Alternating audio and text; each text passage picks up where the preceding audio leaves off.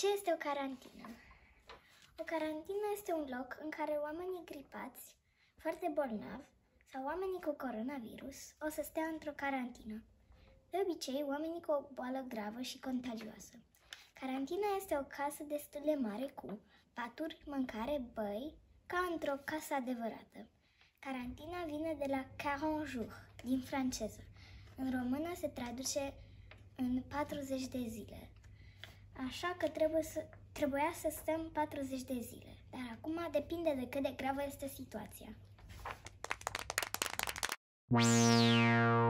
Astăzi citim Rostogol și vulcanii noroioși de la Vinia Braniște. Tot stând el așa toată vara pe câmp, singur la grădină, Rostogol a început să scrie poezii. Când simți că le ia cu căldură și vin poeziile în cap și nu mai are liniște până nu le așterne pe hârtie, se duse la bursucul Ulric și ceru ceva de scris.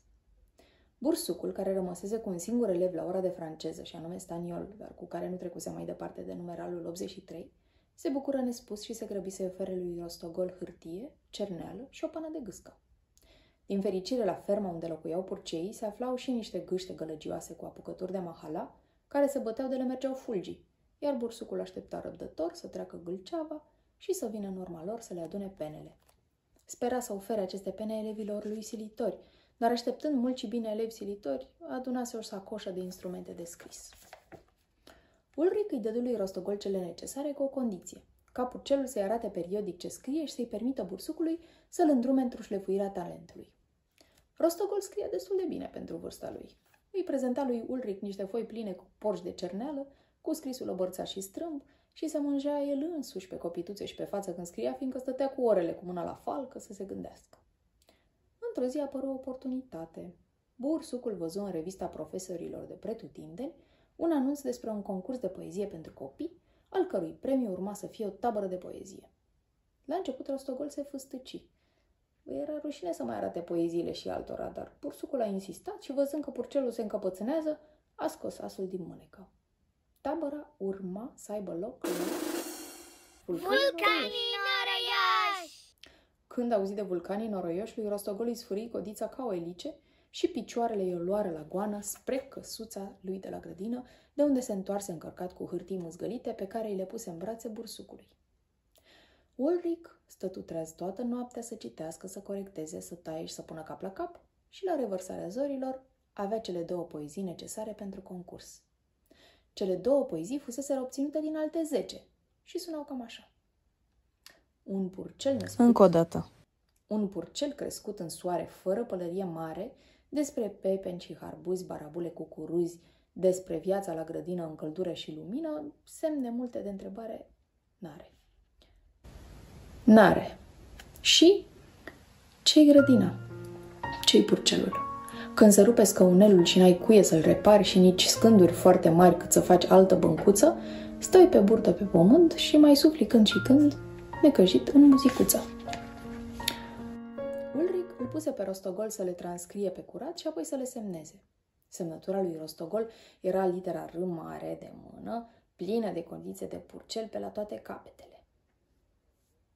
Bursucul îl rugă apoi pe Zdrel să ducă plicul cu poezii la secretariatul taberei, ca să se asigure că e depus, fiindcă nu avea încredere în poștă, plus că el dă multe pentru elevii lui. Timp, energie și bucăți mari de creier pe care le simte uneori stoarse ca o cârpă soioasă, atât de mult se consumă la școală, dar bani de timbre sub nicio formă nu o să dea. Bărzoiul Zdrel, care ducea pui în cioc la mama lor, cunoștea bine regiunea și avea oricum drum pe acolo, așa că se învoi să ducă plicul. Ba chiar se întristă că era un concurs numai pentru copii, că i-ar fi plăcut și lui să participe. Pe vremea lui nu erau atâtea oportunități. Ajunse în zbor, ținând scrupulos plicul în cioc, la marginea pădurii de lângă vulcanii noroioși, apoi o lua la pas pe o potecă prin pădure până la căsuțele de lemn, unde era tabăra pentru copii. La secretariat se aflea Rața Grațian, care deja începuse de câteva zile să jurizeze poezii și era deprimată că citea numai texte slabe. E lesne de imaginat că n-a fost deloc încântată când a mai văzut că încă un plic se va adăuga teancului de hârtii de pe birou. E numai pentru copii, zise Rața Grațian, uitându-se cu suspiciune la Zdrel.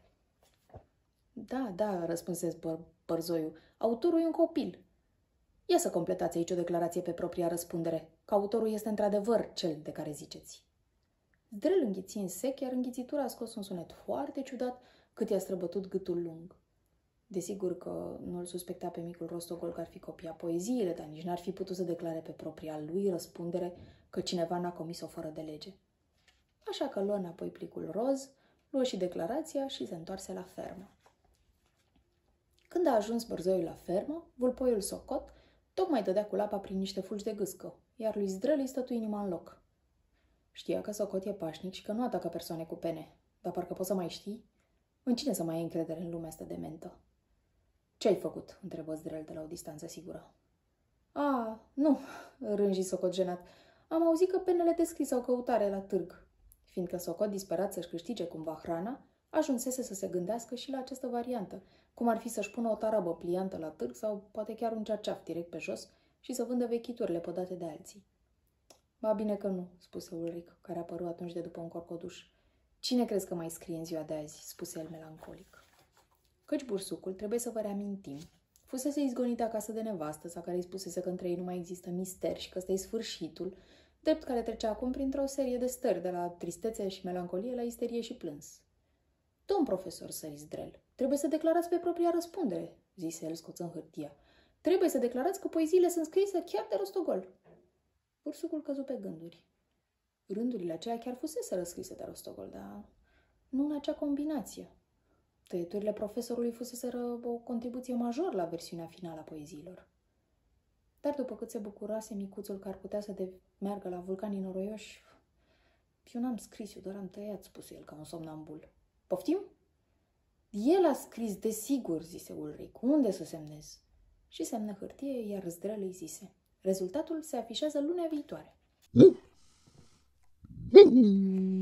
Dacă vreți, nu sunteți obligați, puteți să desenați o parte din poveste și să ni-l trimiteți și puteți să vă scrieți numele.